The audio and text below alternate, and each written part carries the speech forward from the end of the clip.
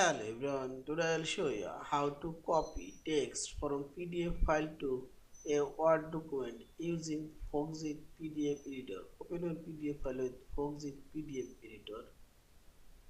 Now click on the selection tool and select text and image and drag your mouse, select your text you want to copy. Now click right button for your mouse, copy with formatting, and this way Word document blank page I have already opened, and press Ctrl before your keyboard and set this text now copy, and